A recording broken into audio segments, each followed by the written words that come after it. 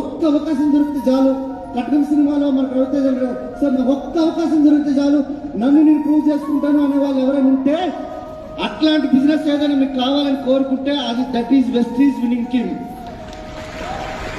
మీరు డిసైడ్ చేయండి లైఫ్ లో, సార్ నాకంటూ ఒక పెద్ద డ్రీమ్ ఉండాలి, నాకంటూ ఒక పెద్ద సక్సెస్ ఉండాలి, ఇట్లాంటి డ్రీమ్ కనుక మీరు పెట్టుకొని వచ్చుంటే నేను చెప్తాను ఫ్రెండ్స్, వెస్టీజ్ లో లేనిదంటూ లేదు ఫ్రెండ్స్.